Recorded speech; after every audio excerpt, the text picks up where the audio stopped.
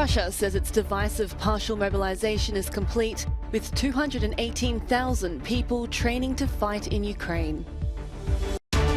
Brazil's Jair Bolsonaro and his ex-president challenger have faced off in their final televised debate ahead of tomorrow's tense vote. Authorities in the Philippines say a tropical storm killed fewer people than first reported, but that at least 60 people are still missing. Officials in Somalia say scores of people are dead and injured after 2 car bombs rocked the centre of the capital, Mogadishu. Russia says its divisive partial mobilization is complete, with more than 80,000 troops already on the front lines in Ukraine and 218,000 in training. The nation's defence minister says no additional tasks are planned. As part of the special military operation, draft centres will continue their work of staffing the army exclusively with volunteers and candidates. On the southwestern front, civilians are continuing to be moved from Kherson to Russian-controlled territories. The battle for control of the city is imminent. Russia is making the Kherson region a zone without civilization, without elementary things that are available in most countries, Ukraine's president says.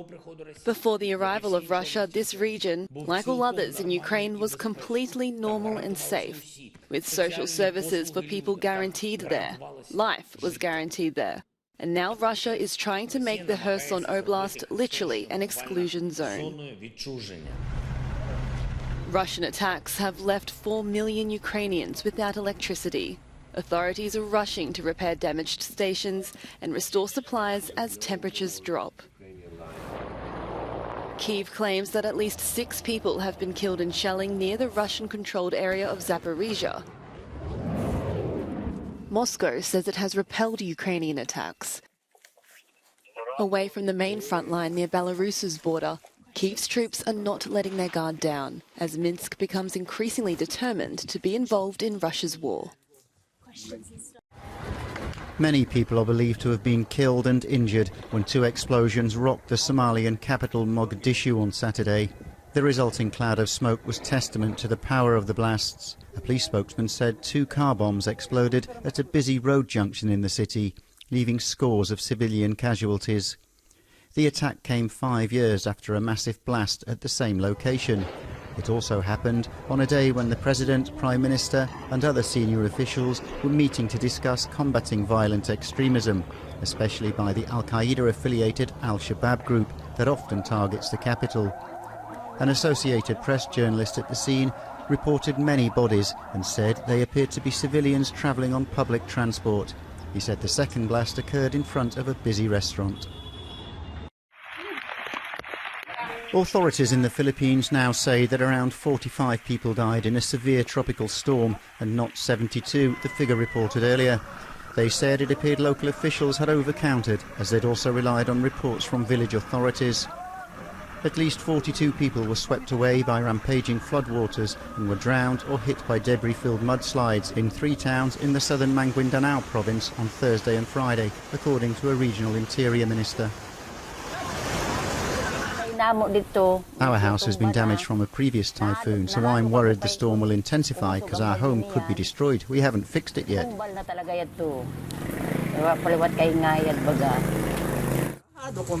I'm afraid of the storm, but I need to go out and work, otherwise our pigs will go hungry if I don't feed them. Officials said as many as 60 villages are feared missing and buried in huge mudslides laden with rocks, trees and debris. 5 other people died elsewhere from the onslaught of Tropical Storm Nalgae, which slammed into the eastern province of Carignan Sur early on Saturday.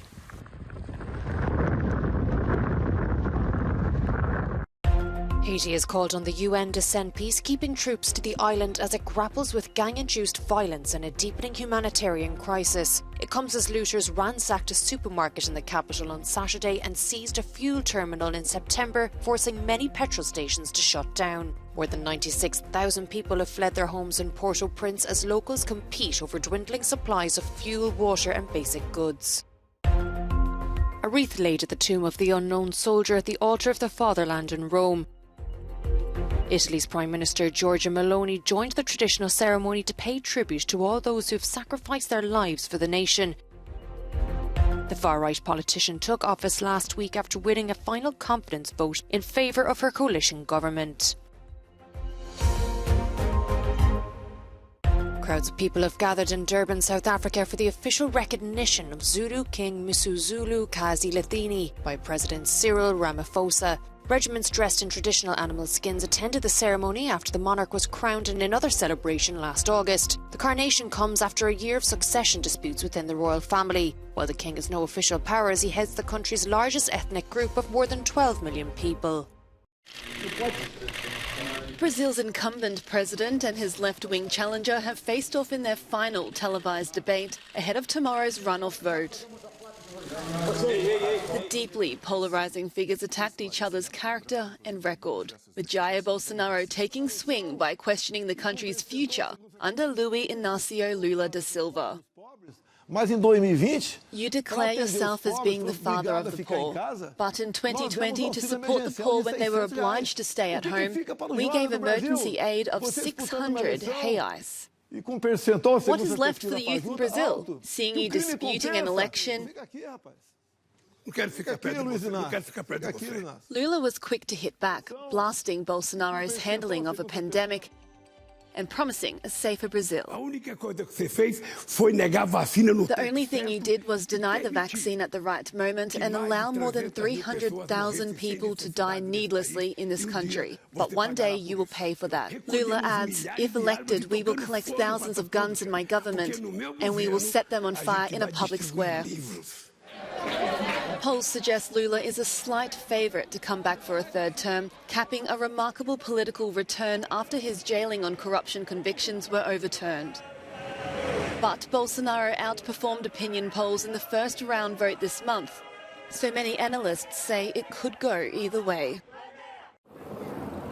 Swiss transport company Rieschen Railways claimed the record for the world's longest passenger train to mark 175 years of rail lines in the Alpine country. The 1.9-kilometre-long engineering feat is composed of 25 smaller trains and journeyed along the scenic Albula-Bernina route through a series of 48 bridges, 22 tunnels and the world-famous Landbasser viaduct. Starting in Prida, some 50 kilometres from Italy's border, the journey covered some 6 kilometres of track before reaching its destination, Bergen, an hour or so later. The director for the company says he hopes the publicity will drum up fresh support in train travel. We had some troubles during Corona crisis. So we lost 30% of our turnover of our guests on the train. And so we tried to find a good event in order to increase the awareness of our beautiful UNESCO World Heritage route. RHB's partners from the technology, service and tourism industries were aboard for the historic journey. Fashati says coordinating the line of 25 trains is paramount to controlling such a long convoy. 7 drivers are also needed to man the train at any one time. Fela Kuti, the Nigerian singer and saxophonist who died in 1997, is being honoured at the Philharmonie de Paris. He left his mark on the history of music by creating a new musical movement at the end of the 1960s, Afrobeat, which combined jazz and Yoruba music.